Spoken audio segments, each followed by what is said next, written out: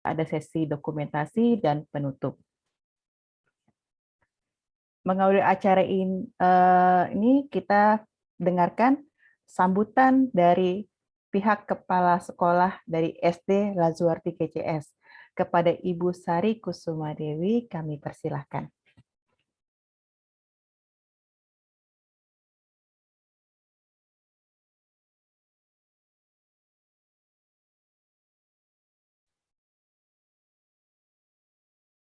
Ibu kepala sekolahnya ada? Oke, ada, saya baru bisa Oh iya, maaf. unmute sekarang. Terima kasih ya Ibu. Bismillahirrahmanirrahim. Assalamualaikum warahmatullahi wabarakatuh. Terima kasih atas kehadiran rekan-rekan dari Museum Persiapan Naskah Proklamasi, yang terhormat Bapak Heri sebagai ketua dan kepala dari Museum Naskah Proklamasi, dan juga rekan-rekan dan juga teman-teman Bapak Ibu guru dan yang tercinta, anak-anakku semua, siswa-siswi kelas SD Lazuardi Global Compassionate School. Alhamdulillah senang sekali kami bisa menjalin kerjasama dengan Museum Naskah Proklamasi.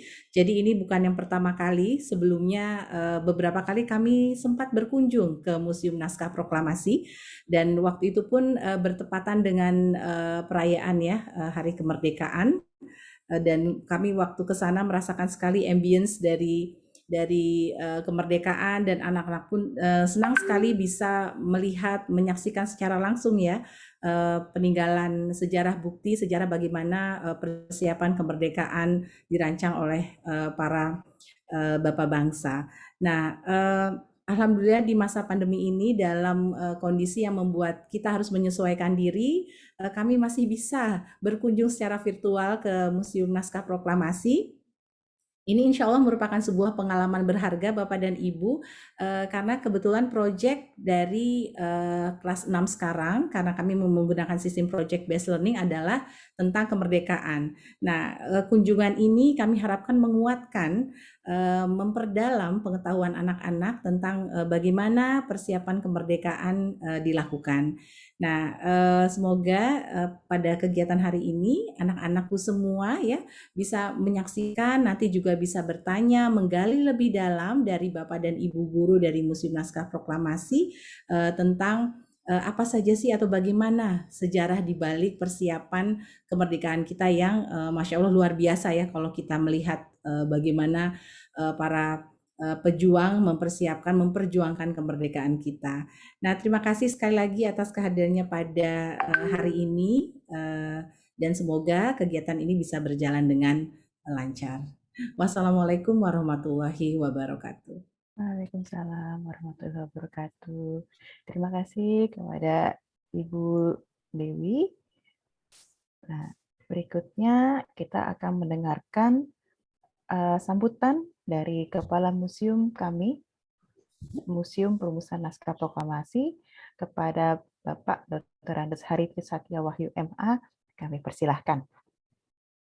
Iya, terima kasih Mbak Silvi. Assalamualaikum warahmatullahi wabarakatuh.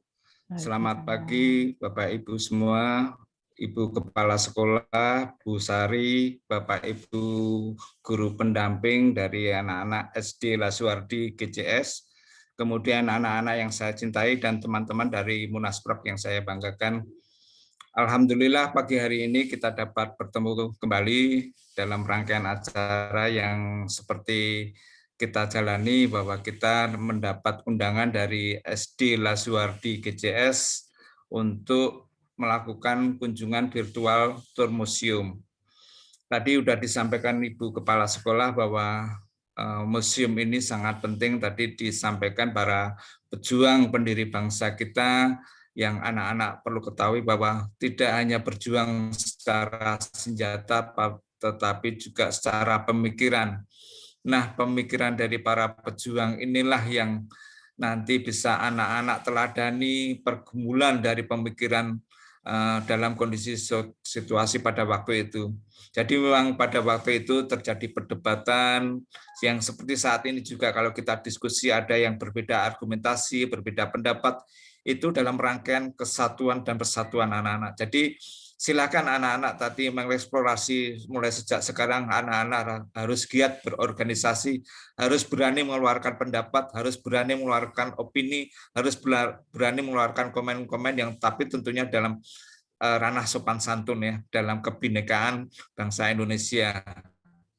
Nah, inilah perlunya mulai sekarang anak-anak harus menyiapkan diri untuk berani berbicara di depan umum, berani berbicara di depan guru, berani berbicara di depan orang lain. Tapi tentunya tadi sudah Bapak sampaikan dengan sopan santun. Dari sinilah nanti anak-anak dengan kunjungan virtual yang akan dipandu oleh edukator dari Museum Perumusan Naskah Proklamasi, memang pada waktu itu terjadi pergulatan pemikiran antara yang golongan tua dan golongan muda. Ini yang seperti kita ketahui bahwa yang golongan muda ingin merdeka pada saat itu juga, tapi golongan tua dengan agak sabar menenteramkan golongan muda agar kita tidak usah gerusa-gerusu bahasa Jawanya dalam untuk mencapai kemerdekaan Republik Indonesia. Jadi memang benar sekali anak-anak nanti bisa interaktif, bisa langsung menanyakan, tentunya nanti dalam dengan tertib, tidak saling mendahului, nanti akan ditunjuk oleh host dan moderator yang akan untuk memandu acara ini. Saya kira itu anak-anak yang perlu Bapak sampaikan. Sekali lagi terima kasih pada kepala sekolah dan jajarannya dari SD Lasuardi GCS, dan mudah-mudahan kerjasama ini berlanjut terus sampai kapanpun, dan nanti mudah-mudahan kalau sudah situasi pandemi sudah mereda dan bisa luring, mohon bisa langsung ke Museum Perumusan Naskah Proklamasi untuk bisa interaksi tatap muka. Sekali lagi terima kasih. Kita akhiri. Wassalamualaikum warahmatullahi wabarakatuh. Om Santi Santi Om Rahayu. Waalaikumsalam warahmatullahi wabarakatuh. Terima kasih kepada Bapak Ari. Nah, berikutnya adik-adik kita semua akan memasuki, yang kita tunggu-tunggu ya, kita akan memasuki paparan dari edukator kami, Kak Ari. Nah, Kak Ari ini sudah menjadi edukator kita tuh dari tahun 2016 ya. Dia tuh udah lama, sudah banyak dia melayani semua pengunjung yang datang baik dari luring maupun daring yang datang di museum kami. Tapi tidak dengan Kak Ari, kita ada rekan-rekan lain yang juga ikut bergabung sama kami. Itu ada sebagai operator kita ada Kak Aji, ada sebagai dokumentasi kita Kak Irin, dan saya sendiri Kak Silvi sebagai moderator. Nah, berikutnya kita masuk ke paparan dari Kak Ari. Kak Ari, sudah siap? Ya, semua sudah siap. Ya, Silvi, halo, apa kabar? Baik, silakan Kak Ari, paparannya. Oke, bismillahirrahmanirrahim. Assalamualaikum warahmatullahi wabarakatuh. Assalamualaikum. Waalaikumsalam warahmatullahi wabarakatuh. Terima kasih. Pertama-tama saya ucapkan terima kasih kepada pihak sekolah yang sudah berkenan mengajak bekerja sama dengan kami dari Museum Perumusan Naskah Proklamasi untuk menjelajah museum. Ya. Memang kali ini kita secara virtual dulu ya, mudah-mudahan kita doakan semoga kondisi cepat membaik sehingga kita bisa bertemu lagi di museum. Seperti tadi sudah disampaikan oleh Ibu Sari Kusuma Dewi, memang bahwa SD Lajuardi ini sangat sering sekali berkunjung ke kami ketika pada masa offline dulu. Beberapa kali saya sempat memandu untuk kunjungan dari adik-adik, dan memang saya acungi jempol bahwa adik-adik dari SD Lajuardi ini sangat-sangat bersemangat ketika mengunjungi museum. Menyimak pembahasan kami dengan baik, kemudian berkunjung ke museum, kemudian bertanya ketika ada yang tidak dimengerti, dan bagaimana melihat koleksi-koleksi dari kita. Dan itu sangat-sangat suatu hal yang amazing untuk kami sebagai pihak museum. Mudah-mudahan hari ini kita juga bisa mengikuti kegiatan ini dengan bersemangat untuk kita bisa melihat-lihat bagaimana museum nanti. Seperti sudah disampaikan oleh Ibu Silvi ya, Kak Silvi, saya izin share screen ya. Ya. Ini terlihat, sudah terlihat.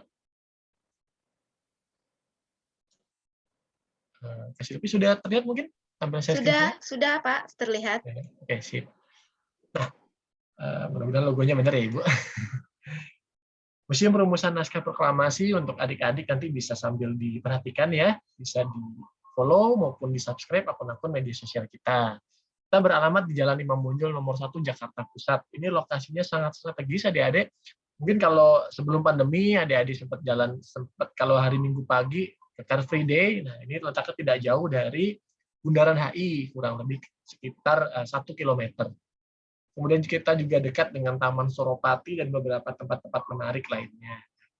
Kita memiliki akun-akun media sosial sebagai berikut. Website yang beralamat di munasprok.go.id. Kita juga memiliki akun Instagram di @munasprok, di Twitter di @museummunasprok, di TikTok juga ada di Munasprok, serta kemudian YouTube dan juga Facebook di Museum Perumusan Naskah Proklamasi. Di-follow ya adik-adik untuk bisa melihat keseruan-keseruan selama kegiatan kita pembelajaran jarak jauh di rumah. Nah, oke, selama nanti saya menyampaikan materi ini tidak hanya berlangsung selama satu arah saja, tapi juga saya harapkan untuk adik-adik bisa menjawab pertanyaan-pertanyaan yang saya lontarkan. Mungkin karena memang tidak bisa langsung buka audio ya, bisa disampaikan melalui kolom chat maupun melalui fitur raise hand. Nanti bisa dibantu oleh rekan-rekan kami, ada Kak Silvi, Kak Aji, dan Kak Irin yang akan membuka audio adik-adik yang ingin menjawab pertanyaan. Nah, saya mulai nih ya dari pertanyaan yang paling mudah sekali. Apa sih itu museum? Yuk, silakan adik-adik bisa raise hand ya, yang mau jawab langsung, atau di kolom chat yang mau jawab lewat pertanyaan. Silakan. Ada Mikail Ahsan ini 6 happy raise hand. Boleh, adik? Boleh dibantu? Irin atau Kak Silvi untuk membuka audio mereka?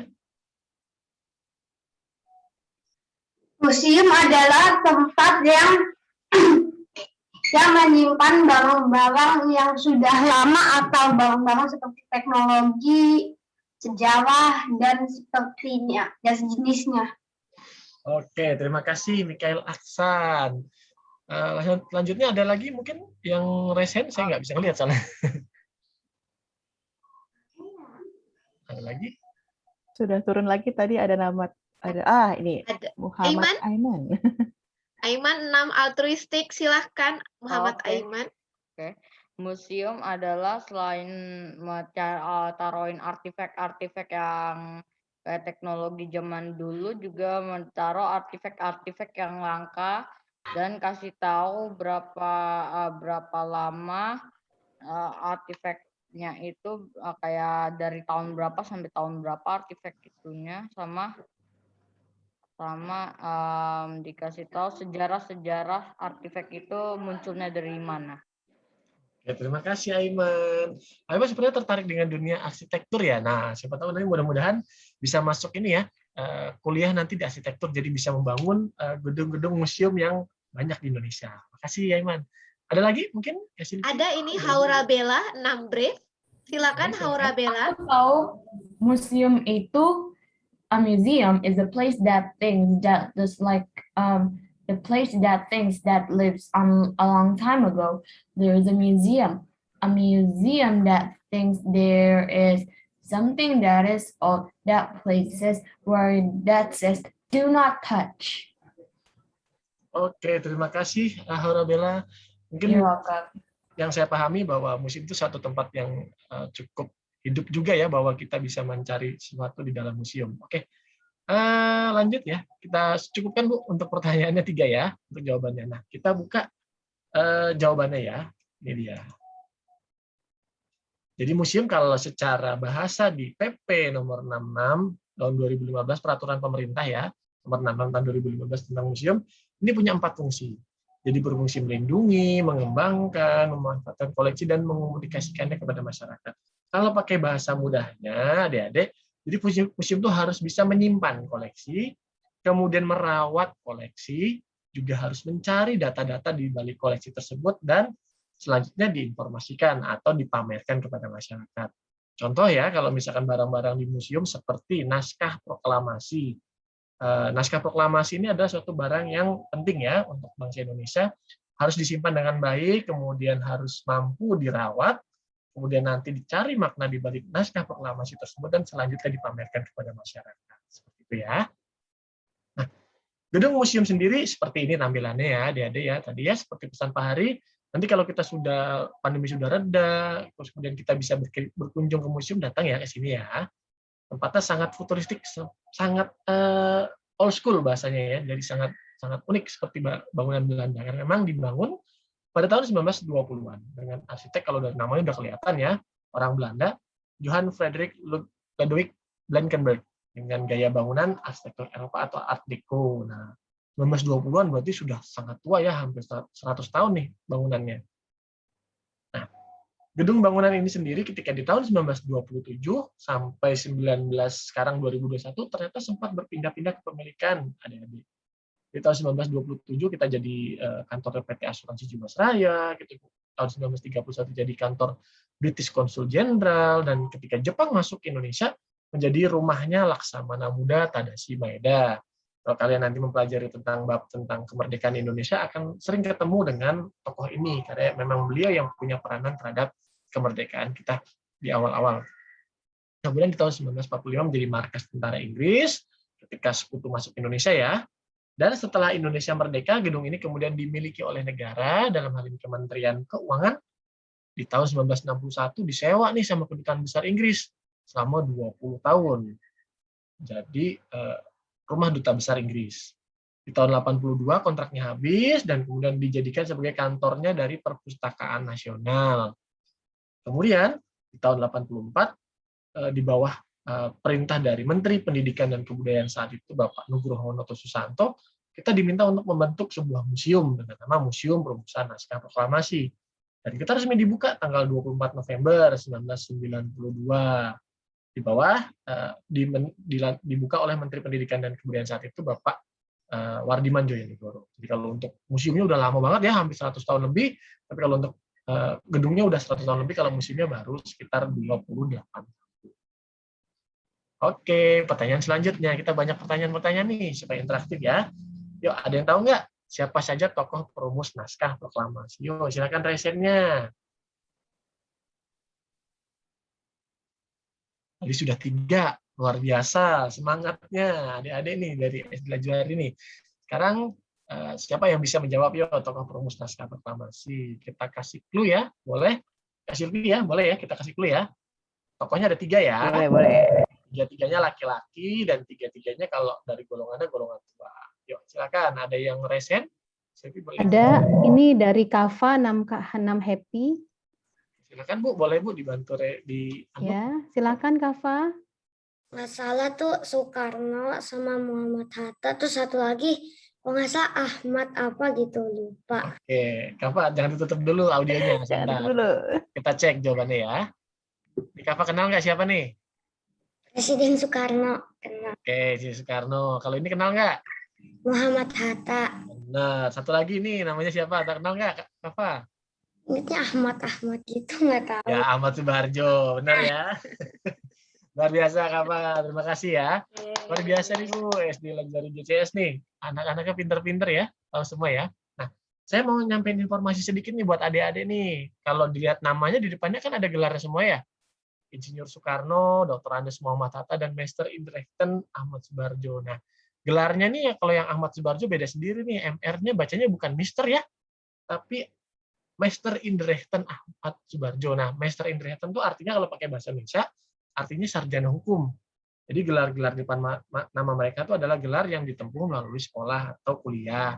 Soekarno di ITB Bandung, Muhammad Hatta di Leiden Belanda, Ahmad Subarjo juga di Belanda. Jadi mereka semua belajar untuk mendapatkan pengetahuan dan sebagai imbalannya salah satunya mendapat gelar. Jadi kalau misalkan kalau orang-orang pada masa itu tahun 1950-an, kalau kuliah jauh-jauh.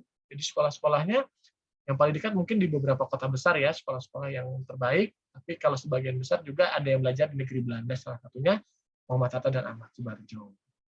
Dan di kemudian hari mereka menjadi serba pertama ya buat Indonesia nih adik-adik. Soekarno sebagai tadi seperti Kava bilang ya, presiden pertama. Muhammad Hatta sebagai wakil presiden pertama. Kalau Ahmad Subarjo sebagai menteri luar negeri pertama Indonesia. Siapa yang mau jadi menteri? Nanti mudah-mudahan amin ya. Sampai semua. Amin. Oke. Kita lanjut. Kita sekarang menjelajah ke dalam museum nih. Kita ke ruangan bersejarah di lantai 1. Oke, sebentar.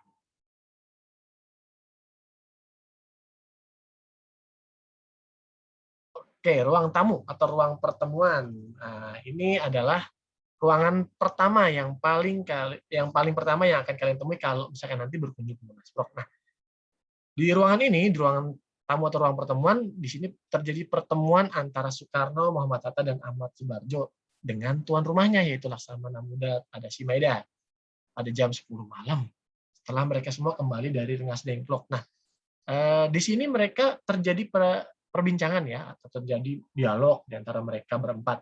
Jadi ketika itu Soekarno, Muhammad Hatta, dan Ahmad Subarjo yang baru kembali dari Rengas Dengklok ini dengar kabar dari para pemuda nih, teman-teman, adik-adik. Jadi mereka dapat kabar bahwa Jepang udah kalah perang, Jepang dibom atom, dan itu semua mau ditanya kepada Maeda. Ini benar nggak sih beritanya, valid atau berita bohong, alias kalau kalian kenal sekarang namanya hoax. Nah, valid atau hoax nih, Pak Maeda nih, seperti itu kurang lebih dialog. Setelah dipastikan oleh Maeda bahwa berita tersebut adalah berita yang valid, baru mereka izin minjem rumahnya sebagai tempat rapat atau tempat merumuskan naskah proklamasi. Mereka kemudian diberikan izin oleh Maeda merumuskan naskah di ruang ini, yang dulu namanya ruang makan nih, ruang makan mereka. Dan 3 tokoh ini kemudian merumuskan naskah proklamasi jam 2 pagi. Kalau jam 2 pagi kita mungkin masih ada yang tidur ya, mungkin ada yang sebagian sudah bangun untuk ibadah malam, sholat tahajud, ada juga mungkin yang masih istirahat. Nah, nggak apa-apa. Jadi kalau mereka jam 2 pagi, tanggal 17 Agustus ya sudah masuk ya, mereka merumuskan naskah proklamasi. Seperti ini nih bentuknya nih, adik-adik. Ini adalah draft naskah proklamasi tulisan tangan dari Soekarno. Tulisan tangannya nih masih berupa konsep ya, belum merupakan naskah yang dibacakan nanti. Terlihat dari sini ada 3 buah coretan-coretan ya, 1, 2, 3. Nah, coretan-coretan ini menunjukkan bahwa terjadi perdebatan di antara mereka bertiga untuk merumuskan naskah proklamasi. Naskah tadi kemudian dibawa ke ruang ini, ruang besar ya, mungkin namanya belum kelihatan ya, namanya ruang pengesahan, di mana naskah tadi dibacakan kepada 40-50 orang tokoh yang hadir. Di sini kemudian Soekarno minta pendapat, minta masukan untuk naskah tersebut. Setelah tercapai kesepakatan, naskah tersebut nanti disepakati akan ditandatangan oleh Soekarno dan Hatta, serta nanti akan dibacakan di halaman rumah Bung Karno. Nah, sebelum itu, naskah melalui proses pengetikan ya, di mana di ruang pengetikan ini seorang tokoh yang bernama Muhammad Ibnu Sayuti Melik atau yang kalian kenal sebagai Sayuti Melik mengetik naskah proklamasi dari naskah tulisan tangan Bung Karno tadi. Nah, namun Sayuti Melik ternyata tidak sendiri adik-adik. Ada 1 orang tokoh yang menemani beliau di sampingnya, tokoh pemuda juga, dan juga sama-sama berasal dari Sumatera. Yuk, kira-kira ada yang tahu nggak siapa nih tokoh yang menemani Sayuti Melik mengetik naskah proklamasi di ruang pengetikan? Yuk, silakan. Yang bisa boleh resen ya.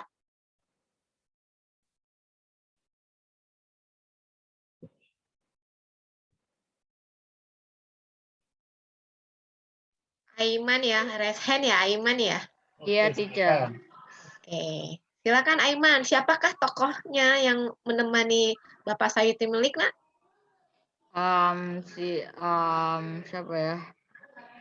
Bung Hatta kalau nggak salah. Oke, Bentar. Masih lagi mikir. Oke, ada yang mau bantu Aiman? Mungkin silakan teman-temannya.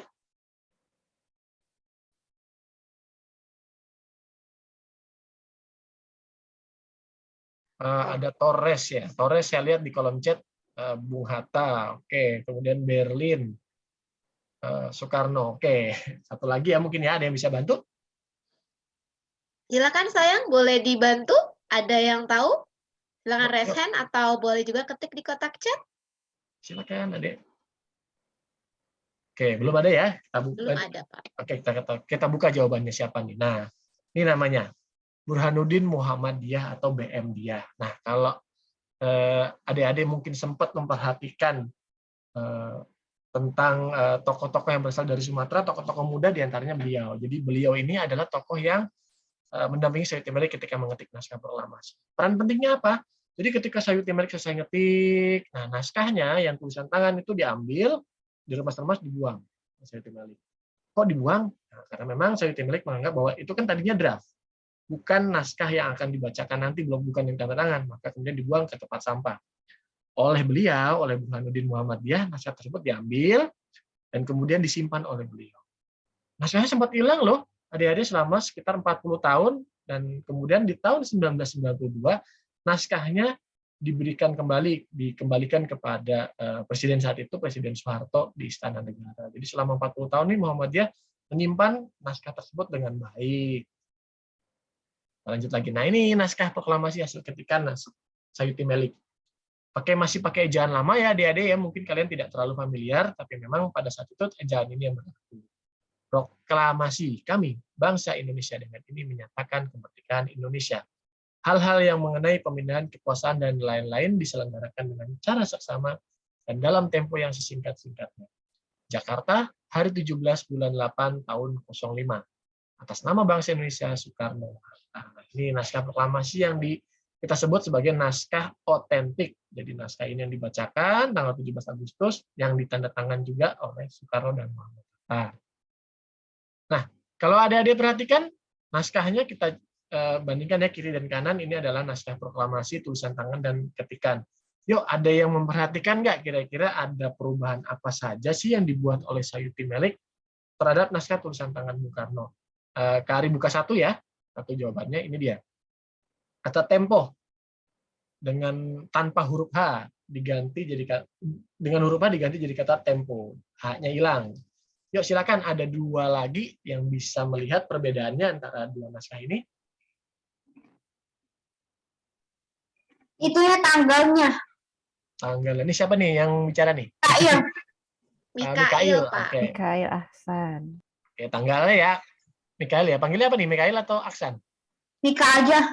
Oh, Mika. Oke, silakan. Ini Mika ya. Tanggal ini ya, benar ya? Iya. Ya, hari 17 bulan 8 tahun 05 yang menggantikan Jakarta 17/8/05. Satu lagi, Mika tahu? Satu lagi. Apa tuh? Ini ada atas nama bangsa Indonesia. Nah, tulisin kayak Oke. Benar sekali ya. Benar sekali ya jawabannya, atas nama bangsa Indonesia menggantikan wakil-wakil bangsa Indonesia. Nah, tiga perubahan ini adalah yang dibuat oleh Sayuti Melik terhadap naskah tulisan tangan Bung Karno. Kalau adik-adik perhatikan, tahunnya, coba lihat deh, tahunnya 05 di situ. Nah, ini bukan berarti Soekarno, Sayuti Melik tipe ya, salah ketik ya, bukan ya. Tapi memang saat itu berlaku tahun pendudukan Jepang. Jadi ketika Jepang nih menguasai wilayah Indonesia, mereka menggunakan sistem penanggalan mereka, di mana tahunnya mereka itu beda sama kita. Bedanya 660 tahun. Jadi kalau misalkan di kita tahun 1945, di Jepang adalah tahun 2605. Jadi pakai tulisan 05-nya di belakang, bukan berarti Indonesia merdeka tahun 1905 ya, bukan, atau tahun 2005 bukan ya, tapi tahun 2605. Itu intermezzo sejenak ya. Nah, ini adalah ruang pengesahan. Di depan ruang pengesahan ada sebuah piano. Nah, piano inilah yang digunakan sebagai tanda tangan naskah proklamasi oleh Soekarno dan Muhammad Hatta. Dan tokoh-tokoh yang hadir ini baru ada 26 tokoh yang kita dapat fotonya. Namun yang sudah kita dapat datanya ada 28. Nah, adik-adik perhatikan slide ini ya, karena kita saat ini sedang ada kuis di media sosial kita, di Instagram, Twitter, dan di Facebook tentang tokoh-tokoh yang hadir pada saat perumusan naskah proklamasi. Siapa aja nama tokohnya. Nah, ini kuisnya bisa diikuti. Inilah nama-nama tokohnya, bisa diikuti dengan melihat atau memfollow akun-akun media sosial kita di rubrik games ya. Oke, saya bacain pertanyaan lagi, kuis lagi buat kalian. Di manakah naskah proklamasi dibacakan? Kalau ada yang punya jawaban Rumah Soekarno, iya benar. Yang saya tanya adalah nomor dan nama jalan Rumah Soekarno. Silakan. Oke, silakan Mika. Mika mau jawab? Boleh dibantu, Ibu, untuk dibuka mic-nya beliau.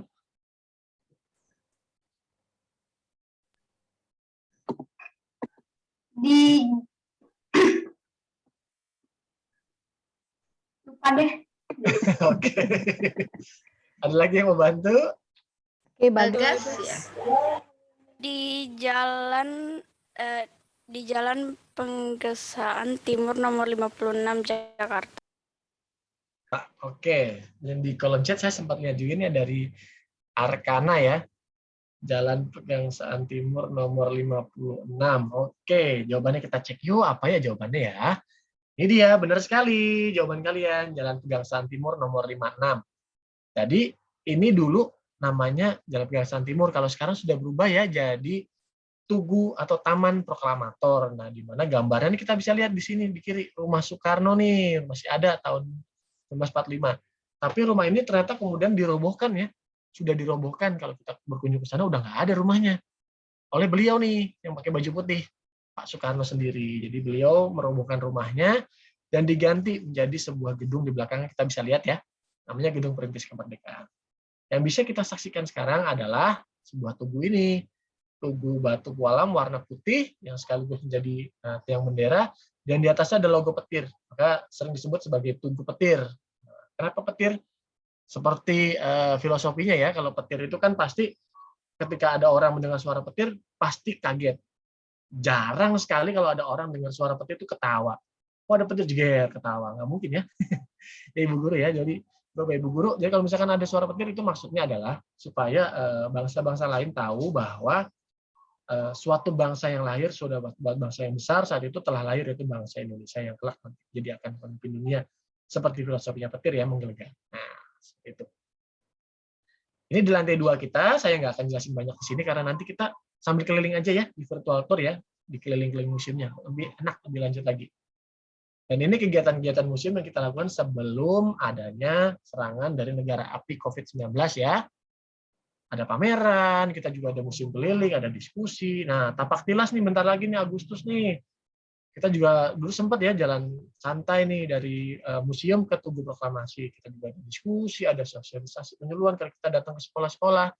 Namun berubah ya karena ada pandemi dan kita alihkan kegiatan kita melalui daring. Di antaranya yang sebentar lagi launching adalah tapak tilas proklamasi. Ini kita masih pakai poster yang tahun lalu ya 2020. 2021 siapa aja yang tampil? Tunggu aja nanti di bulan Agustus ya. Kita juga ada pameran daring, kita juga ada konten daring. Nah, kontennya masih bisa kalian tonton di kanal YouTube kita nih. Di antaranya ada Sarana dan Sejarah tentang tema-tema menarik-menarik seperti contohnya adalah serangan 1 Maret yang bisa kalian tonton. Kita juga ada webinar series untuk Bapak Ibu guru, ada webinar ilmu sejarah, ada webinar permusiuman bersama pakar besok nih ya. Bisa tonton di YouTube kita. Kita juga sering ada kunjungan publik figur di museum, di antara ada Pak Joko Widodo, ada Putra dan Putri Proklamator, Ibu Sukmawati dan Ibu Mutia Hatta, ada band coklat juga, yang nyanyi lagu bendera itu loh, tiap Agustusan diputerin, nah ini band coklat yang nyanyikan. Kita juga pernah kedatangan Putra Maeda yang pakai baju putih ya, celana putih, nah ini putranya Maeda nih, namanya Bapak Nishimurato Aji. Sempat juga kedatangan para duta besar Jepang, dan sepertinya sudah jadi kunjungan wajib mereka kalau misalkan kunjungan duta besar Jepang itu pasti datang ke sini. Ada Pak Akira Chiba serta Bapak Dubes Jepang, kelihatan ya kalau pakai masker berarti fotonya ketika masa pandemi, kalau nggak pakai masker fotonya sebelum masa pandemi. Kita juga ada fasilitas museum digital nih, nanti saya tunjukin caranya ketika nanti teman-teman berkunjung untuk kita keliling-keliling di museum di virtual tour nanti. Ada juga komputer interaktif kalau kita nanti datang ke museum, ada tablet, ada video mapping, ada sensor gerak, dan juga ada ruang audiovisual yang sementara selama masa pandemi kita nonaktifkan, namun masih bisa tonton lewat virtual assistant. Oke, demikian yang bisa saya sampaikan. Saya kembalikan kepada moderator, Kak Silvi. Ya, baik. Terima kasih Kak Ari atas paparannya. Adik-adik, sebelum kita masuk ke sesi tanya jawab, kita masuk ke video dulu ya Mas Ari ya? Ya, kita ada video dulu untuk adik-adik nanti bisa memperhatikan, bisa melihat bagaimana sih ternyata proklamasi kemerdekaan kita itu dibentuk. Nah, kita tampilkan videonya, video animasi, jadi kalian bisa melihat, oh gimana sih karakter kartunnya lucu-lucu, tapi menjelaskan tentang peristiwa proklamasi. Nanti habis itu kan ada sesi tanya jawab ya, kasih lebih ya? Ada. Ya, kata-kata sesi tanya jawab itu nanti tanyain terkait dengan proklamasi, terkait dengan sejarah Indonesia di kolom chat ya, atau mau pakai resen juga boleh. Silakan Kak Aji untuk memutarkan videonya. Oke, siap Mas Ari, sebentar.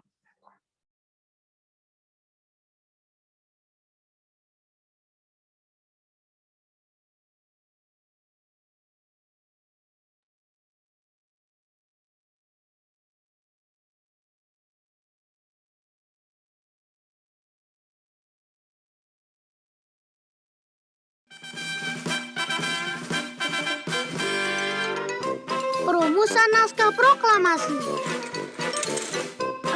paham. Kita akan menyaksikan cerita perjuangan pahlawan-pahlawan kita dalam merumuskan naskah proklamasi kemerdekaan. Indonesia sebelum menjadi negara yang keren dan merdeka seperti sekarang, sejak abad ke-17 Indonesia didatangi bangsa asing yang ingin menguasai. Kami VOC dari Belanda, berikan tanah Indonesia beserta kekayaannya. Kami tentara dari negara Jepang. Kalian harus tunduk dan kerja paksa dan membantu kami dalam Perang Asia Timur Raya.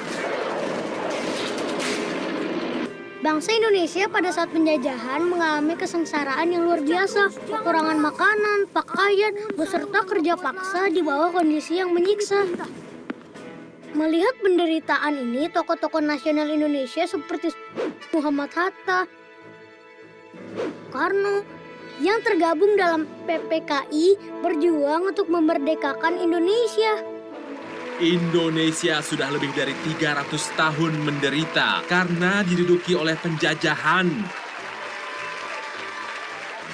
Kemerdekaan bagaikan jembatan emas. Di seberang jembatan emas inilah baru kita leluasa menyusun masyarakat Indonesia merdeka yang gagah.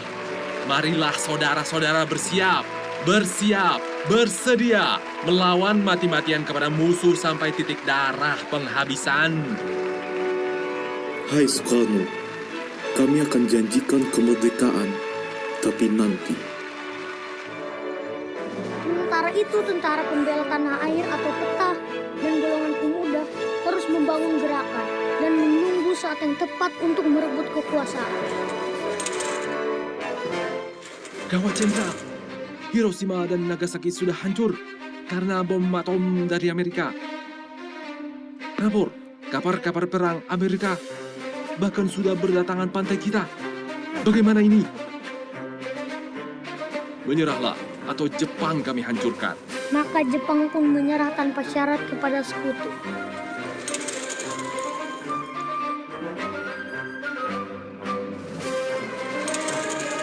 Pada saat inilah, Laksamana Tadashi Maeda, seorang perwira Angkatan Laut Jepang, merasa Indonesia berhak untuk mendapatkan cita-cita kemerdekaannya dan mendukungnya.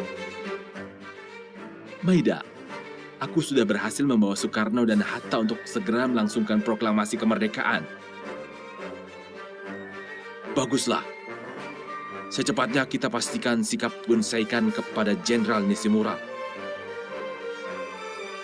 Laksamana Tadashi Maeda, kami ingin meminta izin Anda untuk meminjam rumah ini untuk merumuskan naskah proklamasi. Tentu saja. Semoga berhasil, Soekarno. Momen kekalahan Jepang dianggap sebagai hal yang tepat untuk melaksanakan proklamasi dan meminta Jepang memenuhi janjinya. Tapi ternyata kami tidak mengizinkan kalian merdeka. Apa? Kalian sudah ingkar janji, Jenderal Nishimura. Ini perintah. Kalau begitu jangan menghalangi kerja PPKI, Jenderal Nishimura. Soekarno dan rombongan pun tiba di rumah Laksamana Maeda. Tidak ada gunanya lagi untuk membicarakan kemerdekaan Indonesia dengan pihak Jepang. Baiklah, jika memang kita tidak bisa bergantung pada Jepang, maka kita akan menentukan nasib kita sendiri.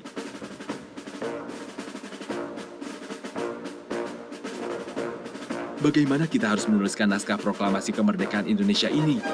Para anggota PETA menuntut kata-kata seperti penyerahan, dikasihkan, atau merebut. Kita pilih pemindahan kekuasaan saja. Baiklah, kita buat seperti ini. Proklamasi kami, bangsa Indonesia, dengan ini menyatakan kemerdekaan Indonesia. Hal-hal yang mengenai pemindahan kekuasaan dan lain-lain diselenggarakan dengan cara seksama dan dalam tempo yang sesingkat-singkatnya. Jakarta, 17 Agustus 1945, Wakil-Wakil Bangsa Indonesia. Bagaimana? Saya rasa cukup sesuai. Iya, Setuju. Kita minta bantuan Muhammad Ibnu Sayuti Melik untuk mengetiknya.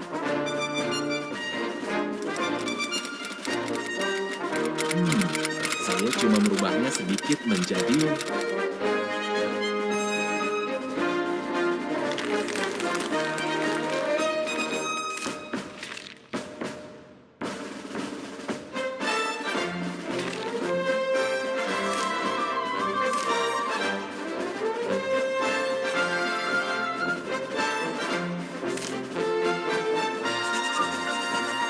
Akhirnya, kita bisa memproklamasikan kemerdekaan kita dengan adanya naskah ini.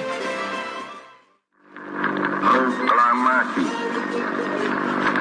Kami, bangsa Indonesia, dengan ini menyatakan kemerdekaan Indonesia.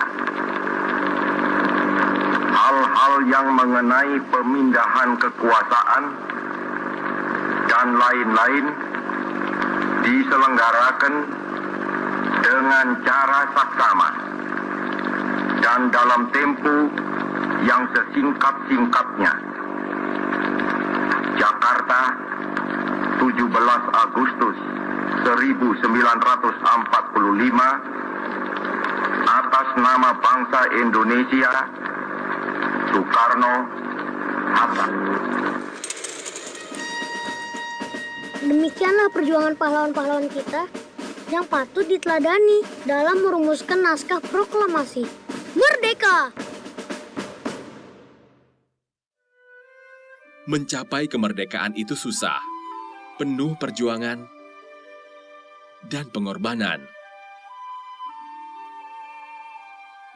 Di seberang jembatan emas inilah, baru kita leluasa menyusun masyarakat Indonesia merdeka yang gagah, kuat, sehat, kekal, dan abadi.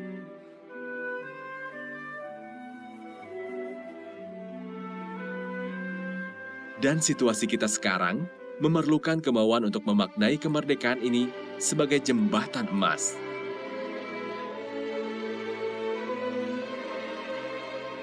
Tugas kita selalu generasi muda sebagai pelajar adalah belajar dengan rajin dan gemar membaca, supaya bisa mengisi waktu demi menyiapkan diri sebagai generasi yang hebat dan membanggakan orang tua dan bangsa.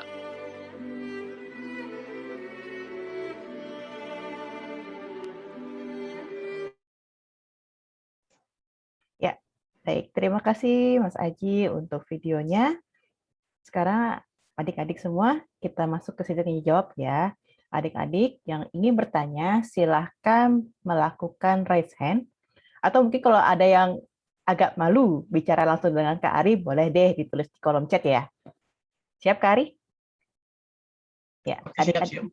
Oke, adik-adik, mari silahkan. Yang ada yang ingin bertanya tentang Museum Perumusan Naskah Proklamasi, silahkan ditanyakan. Nah, ini yang pertama ada adik Muhammad Aiman.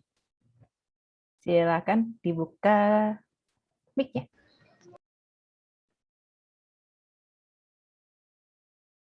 Di Aiman. Aduh, tadi tiba-tiba di mute. Di museum ada gift shop nggak yang kayak ada jual souvenir gitu? Ada souvenir nggak? Baik, Kak Ari silahkan. Ada jualan souvenir dan barang-barang lain gitu. Oke, makasih Aiman. Kita langsung jawab ya. Kak Silvi bisa kita langsung jawab ya? Bisa. Kalau untuk tokonya kita belum ada ya Aiman ya sementara ini. Jadi selama ini kalau misalkan ada permintaan kepada museum terkait misalkan permintaan barang-barang media promosi ya seperti komik, kemudian buletin, kemudian juga ada barang-barang media promosi yang lain, itu biasanya kita kasihkan secara cuma-cuma. Asalkan ada permintaan ya, misalkan surat dari pihak sekolah, itu boleh nanti kita serahkan secara cuma-cuma, kita berikan gratis kepada pihak sekolah ataupun pihak umum yang membutuhkan. Misalkan ada juga pernah ada dari perpustakaan daerah, kemudian juga ada perpustakaan pribadi, ada dari panti asuhan dan yang lainnya, itu kita kasih secara gratis. Kita kirimkan juga, yang penting adalah ada permintaan atau surat permintaan dari pihak maju atau pihak sekolah. Itu ya. Makasih Aiman. Kalau Aiman mau boleh nanti ngajuin lewat pihak sekolah ya, mungkin dari pihak sekolah nanti bikin surat, dikirim ke museum. Ya. Bagaimana Adik Aiman? Cukup atau ada yang masih belum? Aduh, Adik Aiman udah ditutup ya? Sudah jempol ke atas Kak, katanya oke. Itu ya, sudah Oh cukup. iya, siap, siap. Baik. Untuk yang berikutnya, ini ada adik, aku bilangnya apa? Haura Bella atau adik Bella? Silakan. Haura Bella, I think. Haura Bella, oke, silakan. Excuse me, Kak Sylvia. There in the museum, there is things that doesn't touch, and there's any restaurants on it or place to take a photos. Oke. Kak Ari, apakah di museum ada tempat untuk mengambil foto, ada restorannya, apakah ada barang-barang yang tidak bisa disentuh? Silakan Kak Ari. In the museum, tidak ada ya, tidak ada tempat untuk resto ya. There is no restaurant in the museum. Oke, dan juga di museum kalau untuk tempat ngambil foto banyak ya, banyak sekali spot-spot yang bisa diambil untuk berfoto di museum, di depan naskah proklamasi, yang tulisan tangan maupun tulisan ketikan. Ada juga yang biasanya difoto itu adalah bersama patung ya, patung Soekarno, Muhammad Hatta, Ahmad Subarjo, serta patung Sayuti Melik di bagian dalam museum serta di bagian teras belakang itu bisa dibuat berfoto. Okay, there is a lot of spot to photo in our museum. There is a lot of exhibit place that you can take in the museum. There is a statue, there is a picture, and there is about a lot of about the text. Okay. Our text is a big, and this so much people like to take a photo from that place. Okay. Terima kasih Kak Silvi. Seperti itu ya, kalau di museum juga memang ketika berkunjung secara luring ataupun secara langsung, ini adik-adik pasti udah nyari spot-spotnya sendiri ya, baik Bapak Ibu gurunya udah minta tolong, Ibu tolong diambil foto saya di sini. Nah. Yang nggak boleh dipegang ya museumnya ya. A lot of people when they are coming to our museum, there's one spot there's always people want to take a photo with is our large text ya Mas ya. Our text proklamasi.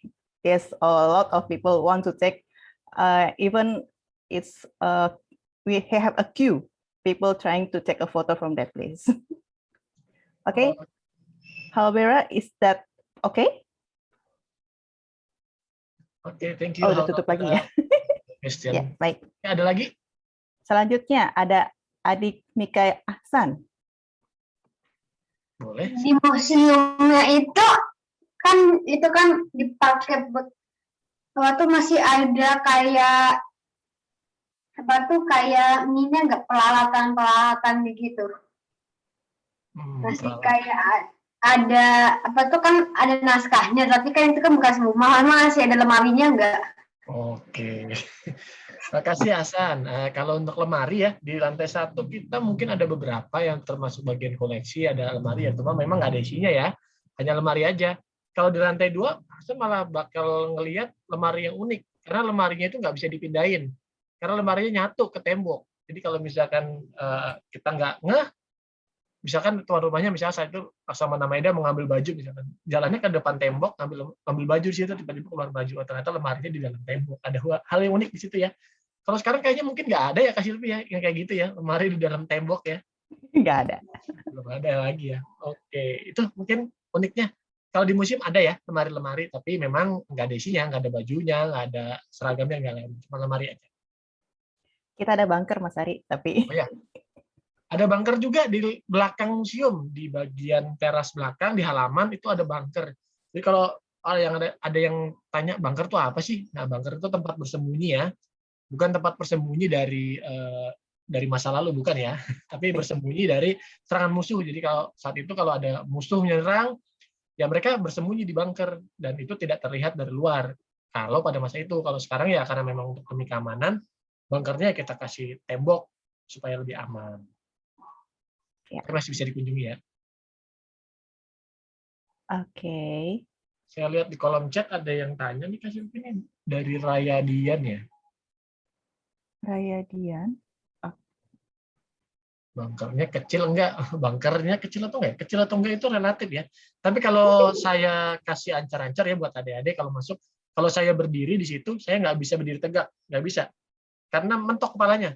Jadi saya harus agak sedikit nunduk. Ya berarti kurang lebih tingginya bunker itu sekitar 150 atau 160 cm lah.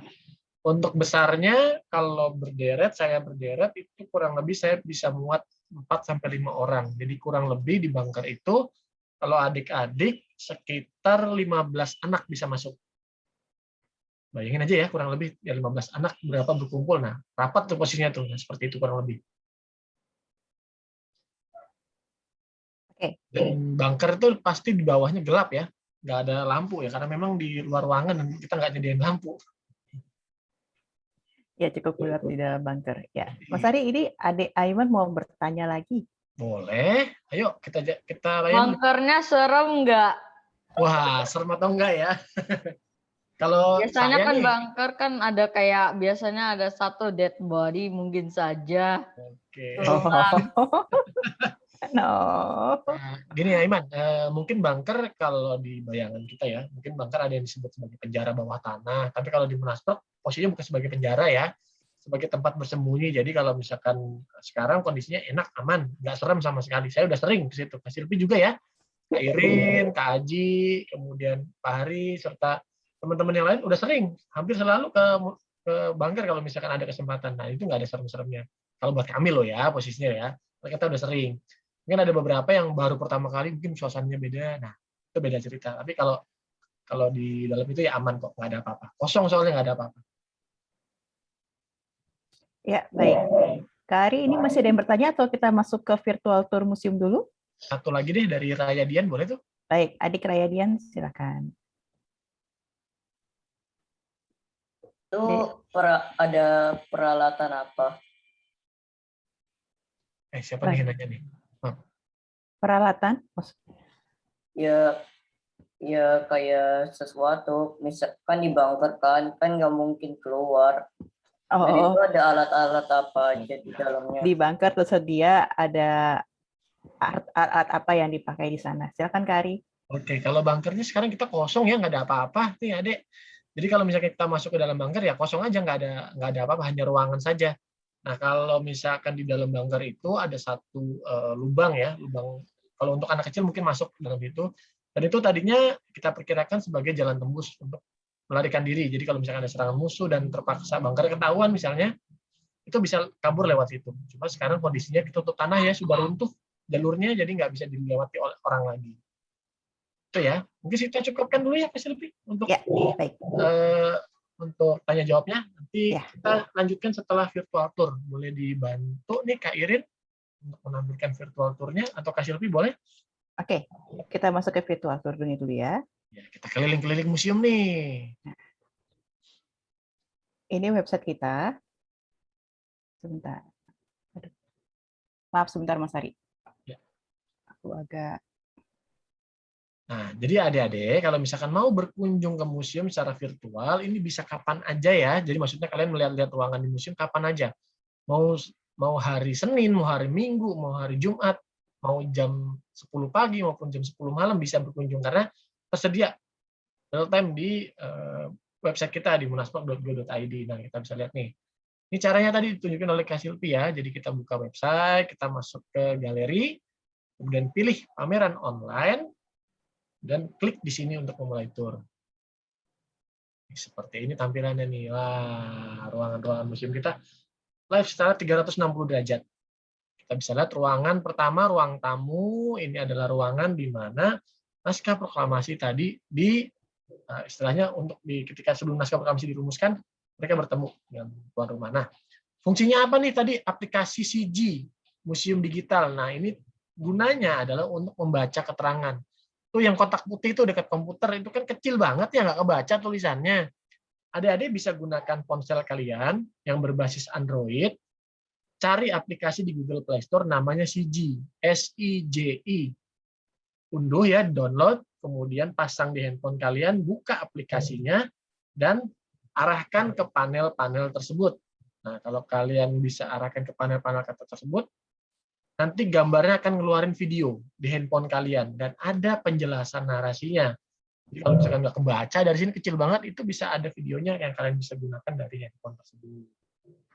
Oke, ini di ruangan tamu ini ada beberapa ruangan, sambil diputar, sambil diputar, supaya adik-adik bisa lihat. Nah, ini tadi ada lemari, tuh lemarinya kosong kan?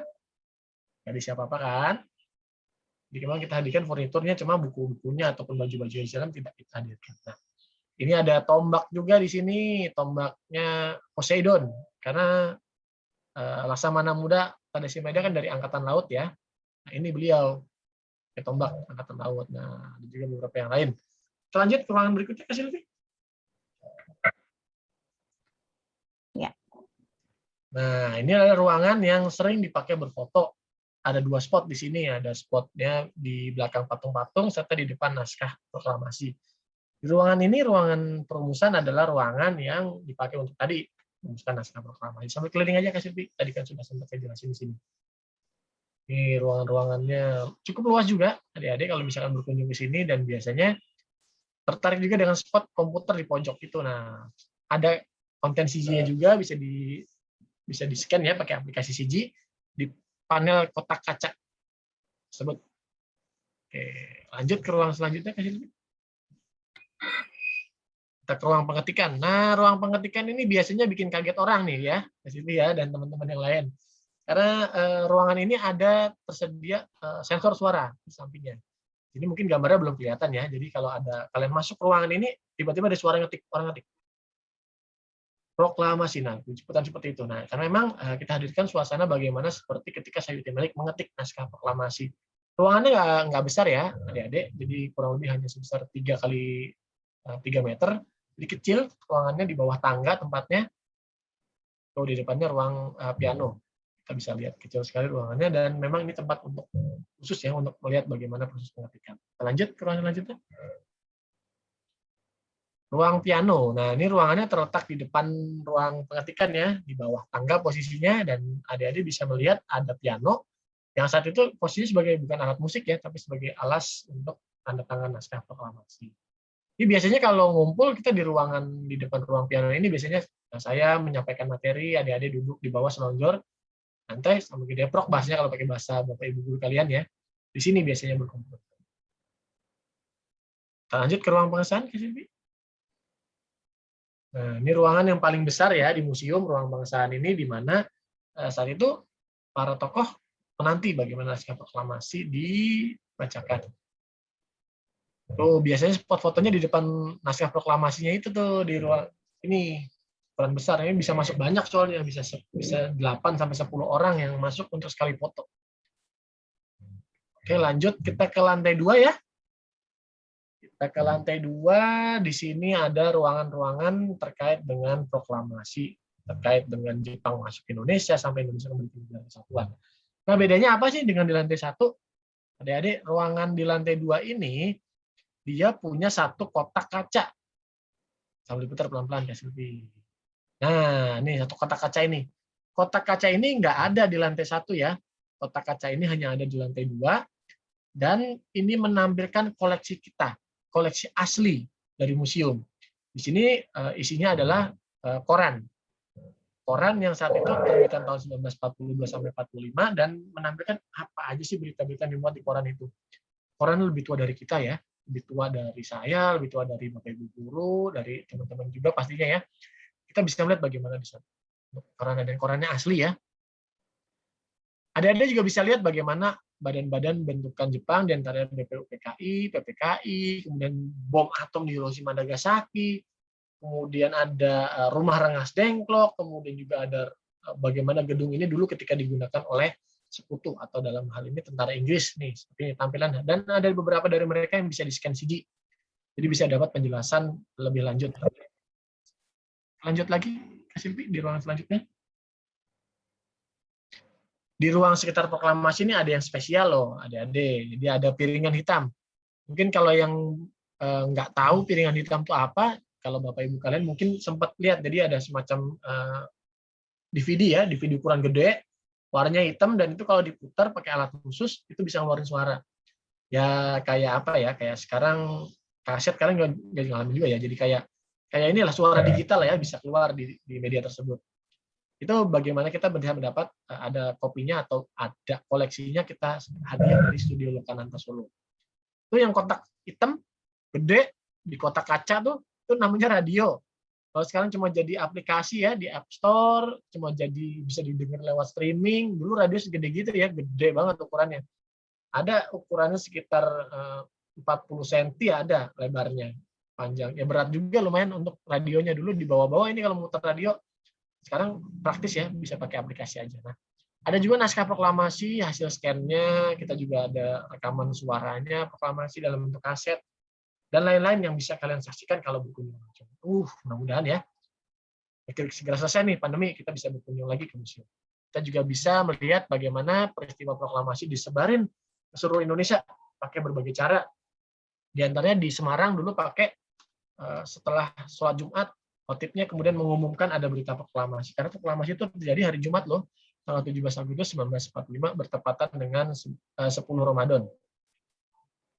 Lanjut lagi, Kak Silvi, di ruang selanjutnya. Nah, ini ruang masa mempertahankan kemerdekaan. Ini kalau pakai bahasa anak muda sekarang mungkin Belanda ya, Belandanya mau CLBK nih, mau balikan lagi sama Indonesia, tapi Indonesianya nggak mau. Jadi bagaimana terjadi pertempuran-pertempuran ya di berbagai wilayah untuk mengusir Belanda supaya nggak masuk menjajah kita lagi. Ada di Surabaya, ada di Semarang, ada di Bandung Lautan Api, ada di Medan, ada di Palembang, dan tempat-tempat lainnya. Ini kemudian kita bisa lihat beberapa lewat aplikasi CG. Ada juga koleksi kita di situ tadi yang di kotak kaca, namanya adalah cap hantu maut atau stempel hantu maut di bagian ujung kecil batu hitam itu segitiga. Ada juga master poster, jadi kalian bisa lihat kalau dulu orang bikin poster ditempel tuh satu-satu bagaimana tampilannya. Lanjut lagi ke Silvi, ke ruang selanjutnya. Ruang kembali ke NKRI. Jadi kalau tadi Indonesia tuh sempat dibahas bahwa Indonesia mengalami beberapa kali perang ya kemerdekaan untuk mempertahankan kemerdekaan kita di sini. Indonesia sempat dulu kembali ke negara kesatuan karena memang kita dulu pernah jadi negara federal ya. Tepatnya setelah terjadinya peristiwa konferensi meja bundar. Agak geser ke Silvi, mungkin geser. Jadi supaya kelihatan KMB-nya. Nah, ini dia. Jadi dulu Belanda nih ngakuin kemerdekaan kita nih, adik-adik. Tapi dalam bentuk federal. Kalau federal kayak apa ya? Kayak negara Amerika kali ya. United States ya. USA. Nah, itu mereka bentuknya negara bagian. Nah, kita juga dulu seperti itu. Tapi kemudian ternyata dianggap tidak cocok dengan Indonesia, akhirnya kembali ke negara kesatuan lewat dekret presiden tahun 1959. Nih, bagaimana kita balik ke negara kesatuan seperti itu. Lagi, Kak Silvi, ruangannya. Ruangan yang ini adalah ruangan yang paling spesial buat biasanya kakak-kakak kalian nih dari SD Lojardi GCS paling lama di sini nih, karena memang di sini ruangannya paling banyak koleksinya. Kita bisa lihat biografi para tokoh, ada kemudian barang-barang milik mereka, ada jas, topi, surat penting, ada buku, ada plakat pahlawan nasional, ada sepatu, jas, dan yang lainnya banyak sekali. Dan agak pelan sedikit ke Silvi, di belakang segitiga merah itu, vitrin segitiga merah, di bagian pojok ada naskah tokoh-tokoh yang berkumpul pada saat proklamasi. Di situ di baliknya ada tembok. Nah, itu tadi yang saya bilang, tembok yang ada lemarinya. Jadi nyempil, orang nggak akan sadar kalau di situ ada lemari sebenarnya. Ada lemari warna kuning itu yang kelihatan, ada juga yang nyempil di dalam tembok. Dan itu khas sekali. Oke, itu yang bisa saya sampaikan pas materi virtual tour. Mudah-mudahan nanti adik-adik bisa coba langsung sendiri ya. Untuk di rumah, berarti kalau misalkan mau coba pakai CG, berarti harus siapkan 2 device ya, atau 2 alat. Satunya ponsel untuk men-scan aplikasi CG, satu laginya laptop atau handphone untuk melihat virtual tour-nya. Oke, Kak Silvi, silakan. Ya, sekarang masuk sesi tanya jawab yang kedua ya, Kak Ari ya. Baik, di pertama sudah ada Adik Torres. Torres, oke. Silahkan, Adik Torres. Yo, Dek Torres mau Torres, di-unmute dulu sayang mikrofonnya. Bisa kenapa sih? Halo? Iya, Torres, silakan. Ada soalnya. Ya, silakan di-unmute Adik Torres. Ya. Jadi mau tanya apa? Mau nanya, teacher. Silakan Torres. Teacher, mau nanya itu, teacher, katanya waktu itu habis Indonesia merdeka, itu kan teacher dijajah lagi sama Belanda. Maksudnya apa?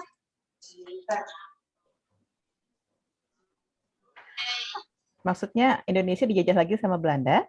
Ya, itu habis merdeka. Iya, oke. Makasih. Kasih, Adek. Silakan Kari. Oke, jadi kalau dijajah sebenarnya nggak tepat ya istilahnya ya, Adik-adik. Jadi kalau mau dijajah iya. Jadi Belanda mau jajah Indonesia lagi, tapi tadi Indonesianya nggak mau.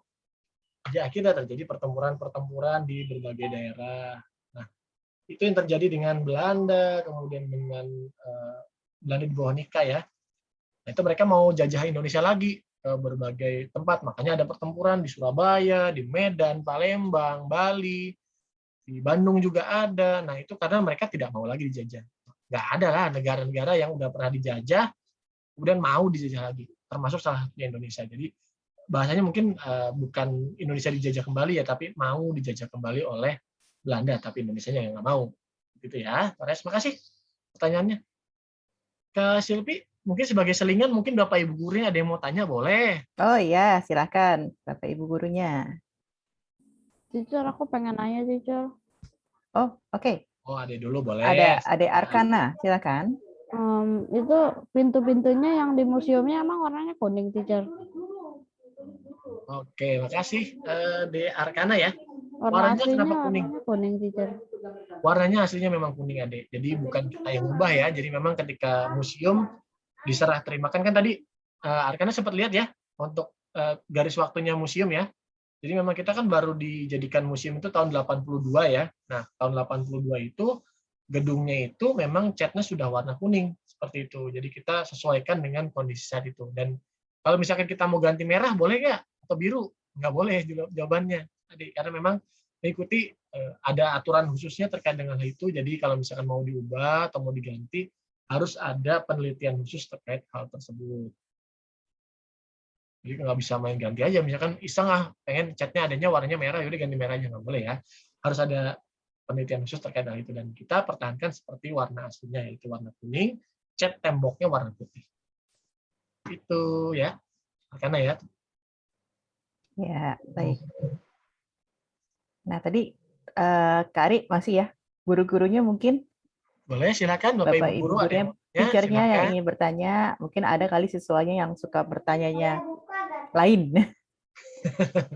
Boleh. Maaf, Ibu, ini ada lagi siswa yang mau bertanya, siswa dulu aja yang didahulukan. Oke, siap. Oh, baik. Yang belum siapa ya? Yang belum sempat tanya, boleh Bu? Kefas. Yang belum sempat tanya, Kefas. Nanti Mika, nanti dulu ya, Mika sama Aiman tadi sudah bertanya. Kefas dulu ya yang bertanya. Silakan Kefas. Silakan Kefas. Kak, kita merdekanya itu karena Amerika ngebom Jepang, ngebom atom Hiroshima Nagasaki, atau emang hoki aja gitu? Ini pertanyaan unik lagi Mas, terima kasih loh ya. Kalau dalam hidup ya, yang pasti kita selalu ada istilahnya namanya keberuntungan ya. Laki ya, tapi ya kita dalam hal itu di tahun 1945 bulan Agustus ya kita bisa dibilang beruntung ya. Karena kita kan nggak tahu nih kalau ternyata Amerika kemudian menyerang bom atom Jepang ya. Kita nggak ada yang tahu kalau misalkan Jepang kemudian terpaksa menyerah kalah tanggal 14 Agustus. Yang jelas adalah kita semua sudah berusaha untuk merdeka. Nah, sama Jepang kan dikasih wadah namanya PPKI. Nah, tadinya tuh maksudnya Jepang gini, nih saya bikinin organisasi untuk merancang kemerdekaan BPUPKI sama PPKI. Nanti kalau udah dengan syarat kalau misalkan Indonesia mau bantu, kalau misalkan Jepang udah ngasih badan ini, nanti Indonesia mau bantu Jepang ya dengan ngirimin tentara, ngirimin bahan makanan yang lain. Tapi pinternya orang Indonesia, pinter tokoh-tokoh kita, benar-benar dibikin untuk nanti kita jadi negara merdeka tanpa campur tangan dari Jepang. Makanya kemudian kita bisa bikin undang-undang dasar, kemudian kita bisa milih presiden dan wakil presiden, dan itu semuanya tidak diketahui oleh Jepang. Dan ada yang unsur keberuntungan juga memang ketika Jepang dibom atom sama Amerika Serikat, ya kan mereka udah kalah perang tuh posisinya, nggak punya kekuasaan. Tapi mereka ngasih tugas ke Jepang. nggak boleh ada ya yang merdeka, nggak boleh ada perubahan kekuasaan, nggak boleh ada apa-apa di Indonesia sampai kami masuk ke wilayah kalian. Jadi intinya bahasanya adalah Amerika nggak ngizinin Indonesia buat merdeka. Kita yang punya usaha, tadi kan Keva sudah sempat lihat di film ya, bahwa Jepang nggak bisa diharapin nih, janjinya bohong nih, nggak menepati janji. Jadinya kita harus berusaha sendiri ya. Kita bikin proklamasi sendiri, kita bacain sendiri, kita gerakin masyarakat sendiri, dan ketika Belanda tiba-tiba masuk, sorry, kita nggak bisa dijajah lagi, sorry, kita udah jadi bangsa yang merdeka ya, kita nggak mau lagi dijajah. Seperti itu ya, Pas ya. Jadi kita udah ada usaha, tapi kemudian juga ada keberuntungan dan juga atas berkat rahmat Allah yang Maha Kuasa. Seperti itu ya, Pas ya. Ya. Ya, ada lagi? Saya menarik nih, adik-adik nih, pertanyaan-pertanyaan bagus-bagus nih Bu nih. Ada ini Bu, Adik ada Radika ya? Radika, nanti sebelum bertanya buka kamera dulu ya. Oke. Oke, silakan. Backgroundnya belum download ya. Jadi timelinenya pas Indonesia mau bebasin Timur Leste itu kan juga sempat mau jadi part dari Indonesia kan ya, Timur Leste. Nah itu timelinenya kan bagian Presiden Soeharto itu bagian tengah, akhir, atau bagian tengah kekuasaannya Presiden Soeharto ya? Boleh dijelasin Radika, mungkin maksudnya sejarahnya ketika Timor Leste bergabung di Indonesia mungkin ya? Ditutup ya? Iya. Radika, bisa dibuka kameranya dulu? Oh ya. Oke, silakan. Sebenarnya nggak terkait dengan proklamasi, tapi bisa saya coba bantu jawab ya. Jadi memang Timor Leste atau Timur Timur dulu sebutannya itu beda sendiri sejarahnya ya dengan wilayah lain seperti mungkin Jawa Barat, Jawa Tengah, atau Papua, atau Sumatera. Jadi kalau dulu kita di sidang BPPKI sempat ada usulan, ini wilayah Indonesia yang mana nih nanti di negara Republik Indonesia bentuknya kan Republik disepakatin. Wilayah yang mana nih? Ada usulan nih. Ada usulan dari para anggota BPPKI. Ya udah, seluruh wilayah yang pernah menjadi kerajaan Majapahit aja, dari Sumatera, Jawa, Bali, Madura, Kalimantan, Maluku, Papua, kemudian nyambung dengan Temasek atau Singapura, Melayu, Malaysia, dan Kalimantan Utara, serta Filipina. Semuanya itu wilayah Indonesia. Ada juga yang usul, ya udah kalau gitu bekas wilayah dari Belanda aja, jajahan Belanda, yang meliputi ya Jawa, sekarang kita kenal dengan Indonesia. Kalau Timor Leste beda, karena dulu bukan dikuasai Belanda, tapi dikuasai oleh Portugis. Nah, itu bedanya dengan wilayah kita yang lain. Jadi sampai tahun 1973, itu mereka masih di bawah penjajahan dari Portugis. Nah, kemudian ada gejolak lah ya, ada semacam pertentangan di dalam negeri mereka. Ada satu yang pengen gabung sama Indonesia, ada yang pengen tetap di bawah jajahan Portugis, ada juga yang pengen jadi negara merdeka. Nah, mereka kemudian berseteru perang saudara tuh di Timor Leste. Akhirnya yang kuat atau yang menang adalah yang dari pihak pengen gabung ke Indonesia. Makanya di tahun 1973 kemudian masuk ke Indonesia. Nah, koreksi Bapak Ibu Guru kalau misalkan salah tahunnya ya, saya kurang begitu hafal. Pokoknya tahun 1973 itu Indonesia kemudian resmi menerima Timor Leste sebagai provinsi ke-27 saat itu.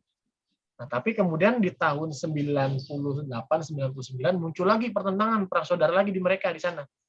Muncul lagi kekuatan-kekuatan yang tadinya pengen lepas dari Indonesia jadi negara merdeka, ada juga yang pengen di bawah Portugis lagi. Yang menang adalah yang pengen jadi negara merdeka. Maka sejak tahun 1999, Timor Leste kemudian lepas jadi negara sendiri dengan nama Republik Demokratik Timor Leste. Jadi kalau misalkan kita sekarang mau masuk ke sana, nggak bisa main masuk aja ke negaranya, kita harus ada butuh paspor maupun keterangan-keterangan terkait kewarganegaraan kita ya. Ya. Oke. Makasih Radika, pertanyaannya ini pertanyaan out of the box Bu. Biasanya anak kuliahan yang nanya seperti ini nih Bu. Soalnya saya emang tertarik banget sama sejarah.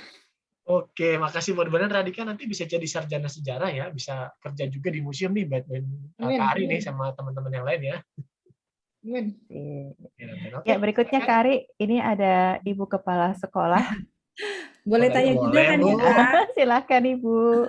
Iya, tadi anak-anak sudah bertanya, Teacher Sadi juga Tadi kan sempat mendengar di awal ya, Kak Ari pernah bilang itu waktu proses persiapan kemerdekaan sempat ada perbedaan pendapat gitu ya. Tadi Pak Hari juga sempat menyinggung ya, ada perbedaan pendapat yang ternyata bisa diselesaikan gitu dengan sebuah kesepakatan proklamasi. Mungkin Kak Ari bisa bercerita ya, apa perbedaan pendapat kalau Teacher Sari tidak salah tuh pernah ada kelompok muda gitu ya sama golongan tua tentang bagaimana sih proses kemerdekaan ini seharusnya dilakukan. Mungkin bisa share ya, Kak. Ya, terima kasih Ibu Kepala Sekolah. Jadi memang kalau boleh dibilang pertentangan atau perbedaan pendapat itu sangat-sangat keras ya saat itu ya. Mereka bisa sampai berantem, bahkan ada salah satu momen di mana tokoh pemuda itu sampai mendesak Soekarno, "Bung, kalau misalkan nggak merdeka besok akan terjadi pertumpahan darah, ada perang besar-besaran." Bung Karno sampai marah sekali, sampai diseret, sini, daripada terjadi pertumpahan darah, mendingan kamu potong leher saya aja sekarang. Sampai seperti itu posisinya, karena memang saking pengennya mereka untuk merdeka. Namun terjadi perbedaan pendapat itu mereka tetap bisa berjalan bersama karena ada satu tujuan, yaitu mereka ingin merdeka, nggak mau lagi dijajah. Nah, itu mungkin caranya aja yang beda ya. Kalau golongan tua mikirnya pelan-pelan. Nanti kira-kira kalau misalkan kita merdeka dengan cara ini, nanti efeknya gimana ya? Nanti akibatnya gimana ya kalau golongan tua berpikir seperti itu, karena mereka sudah pernah dipenjara, sudah pernah ngerasain kejamnya Belanda. Jadi mereka berpikir nanti jangan sampai deh rakyat saya mengalami hal yang sama seperti saya alami. Kalau golongan muda ya seperti dengan namanya golongan muda ya, menggelegak, pengennya cepat. Kalau pakai bahasa sekarang namanya gercep, Bu, pengennya gercep gitu Bu ya, gerak cepat. Udah cepetan merdeka, ini mumpung Jepang udah kalah perang, sekutu belum masuk, ayolah cepetan merdeka. Nah, mereka pengennya cepat tanpa mempertimbangkan akibatnya nanti di kemudian hari. Maka ketika kedua golongan ini ketemu di Rengas Dengklok sampai berantem gontok-gontokan, karena golongan muda pengennya cepat, golongan tua nggak mau seperti itu. Akhirnya ada penengah, selalu ada solusi di balik sebuah masalah. Ahmad Subarjo datang menemui para pemuda, gini loh, kalau misalnya kita mau merdeka kita harus pakai persiapan. Tapi kalau misalkan mau merdeka besok, saya janji nih pasti merdeka nih. Tapi Bung Karno sama Bung Hatta harus dibawa dulu ke Jakarta. Kita tanya dulu ke Jepang nih bagaimana teknisnya maupun bagaimana sikap mereka. Tadi kan di film sudah sempat ketahuan ya, Jepang ternyata nggak bisa menepati janji. Mereka ingkar janji karena sudah diperintah oleh sekutu. Jadi ketemulah di rumah Laksamana Maeda, orang Jepang yang baik, memberikan izin untuk rumahnya sebagai tempat perumusan naskah proklamasi. Kita bikin proklamasi tanpa gangguan, besok paginya kita proklamasi clear. Kita jadi sebuah negara yang merdeka. Golongan tua dan golongan muda saling bekerja sama untuk hal tersebut. Yang penting adalah Indonesia jadi satu, jadi negara yang merdeka, nggak dijajah lagi. Demikian Ibu. Semoga tidak puas supaya kita nanti bisa diskusi lagi. Iya, menarik ya sejarahnya bahwa waktu itu pernah kami kunjungan ke sana, Pak, bersamaan dengan ada keluarga dari Laksamana Maeda kalau nggak salah waktu itu berkunjung tahun ke 2015 museum. ya Bu ya. Iya, gitu sangat menarik sekali ya. Oke, terima kasih penjelasannya. Ternyata pemuda mempunyai peran penting ya waktu itu ya sebagai pendorong yang meyakinkan bahwa ayo kita bisa melakukan itu sekarang, gitu ya. Terima kasih. Makasih Bu. Saya tambahin sedikit mungkin Ibu. Kalau ada yang berpikir golongan muda kan nggak ikut merumuskan naskah, yang golongan merumuskan naskah kan hanya golongan tua. Tapi kalau misalkan nih ya, kalau misalkan nggak ada dorongan dari golongan pemuda, belum tentu loh proklamasi terjadi. Bisa jadi nanti karena sesuai janji Jepang tanggal 7 Agustus ketika membentukkan PPKI, itu Jepang menjanjikan nanti Indonesia boleh nih merdeka tanggal 24 Agustus, boleh. Tapi ternyata kan Jepang di bawah atom, nggak ada yang tahu. Ternyata Jepang di bawah atom, Jepang negara kalah. Kalau misalkan kita terlambat proklamasi, wah, nanti sekutu keburu masuk. Karena tanggal 29 September 1945, sekutu udah masuk ke wilayah Indonesia di pantai Jepang ya, di daerah Indramayu. Bayangin kalau misalkan kita terlambat proklamasi, wah bisa jadi kita dianggap nggak sempat lagi mempertahankan kemerdekaan seperti itu. Iya Kak, berarti ini tugas kita, kalau kemarin tugas para pejuang adalah bagaimana memperjuangkan kita merdeka, tugas anak-anak sekarang adalah belajar sebaik mungkin agar kemerdekaan yang sudah susah payah ya diraih kemarin, itu bisa diisi, kalian bisa bertanggung jawab nih nanti memegang kendali ke depan ya untuk mengisi kemerdekaan agar negara kita bisa terus merdeka secara secara seutuhnya ya. Betul sekali. Kak ya, terima kasih. Ya, karena memang nasib bangsa ini ditentukan oleh generasi muda. Iya nih, di tangan-tangan nih, grade 6 sekarang nih, ya. Jadi semangat. Kita sedang menyaksikan anak-anak kita adalah anak-anak yang kelak akan jadi menteri, akan jadi presiden, jadi memimpin bangsa kita ya. Terima kasih, Kak. Kita Silvi, ada keterbatasan waktu mungkin. Ya, baik, karena keterbatasan waktu, jadi kita sudahi ya sesi tanya jawab ini. Pada adik-adik yang sudah bertanya, terima kasih. Ini menjadi plus ya.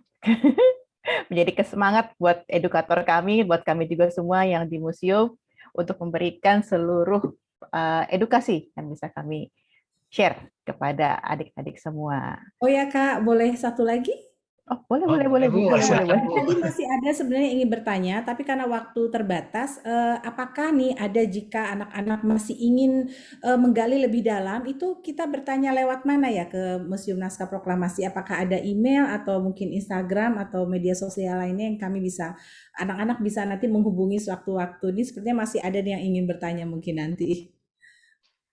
Silakan Kak Silvi. Ya, bisa silahkan. Kami ada emailnya di museum munasprok@kemdikbud.go.id atau munasprok@gmail.com, satunya lagi munasprok@yahoo.com. Kalau untuk di media sosial juga bisa ya Mas, kita ada Instagram juga. Kita ada Instagram @munasprok, Twitter @museumnasprok. Kita juga ada Facebook Museum Perumusan Naskah Proklamasi.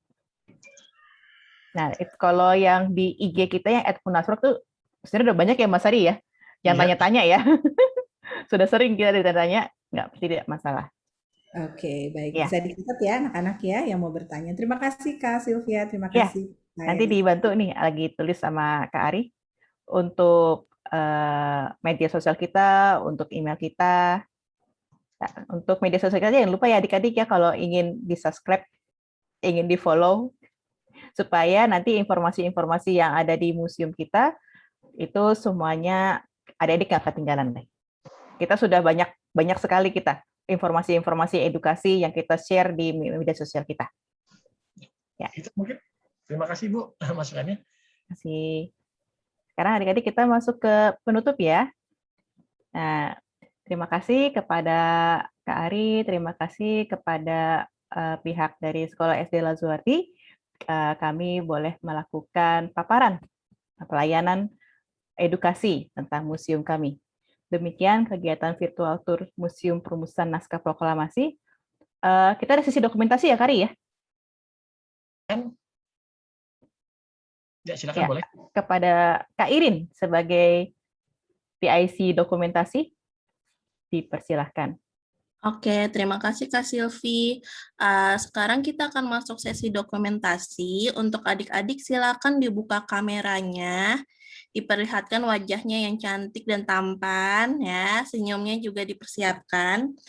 Ada 3 halaman, jadi selama pengambilan dokumentasi jangan ada yang chat dulu atau buka tutup kamera ya. Oke, sudah siap semua? Oke, diambil untuk halaman pertama ya.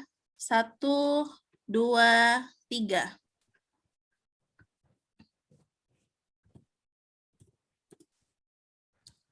Selanjutnya untuk halaman kedua. 1, 2, 3.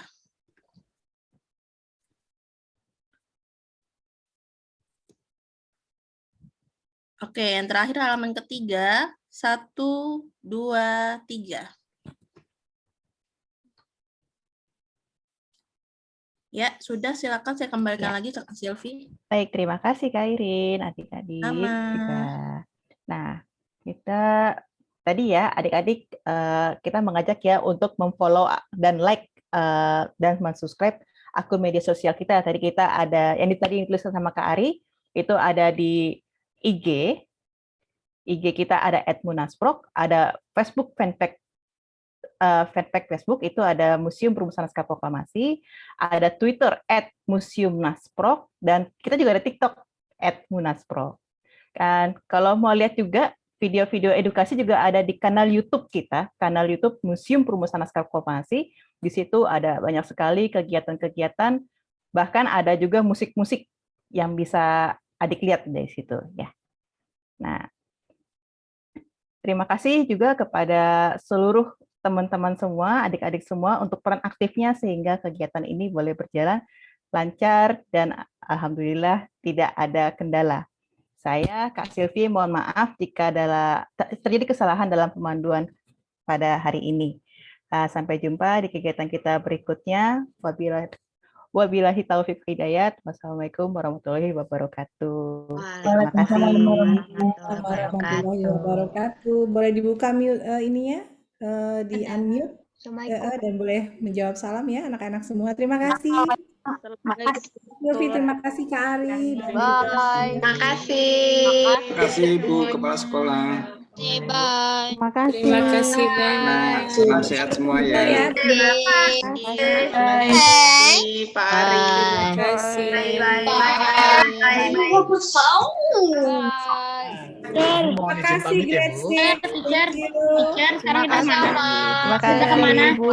Terima kasih Bapak Ibu. Cer, kita kemana? Sama-sama. Terima kasih semuanya. Terima kasih. Cer, kita kemana, Cer? Ya, udah. Tim dari Museum Perumusan Naskah Proklamasi mohon izin undur diri ya. Baik, terima kasih kakak-kakak semua, Bapak Ibu. Ini kita balon. Oke, anak-anak kelas 6, sekarang adalah waktunya istirahat. Nanti jam 10 kalian masuk ke Jimit 6A dan 6B sesuai dengan jadwal pelajaran ya. Oke, selamat beristirahat. Silakan.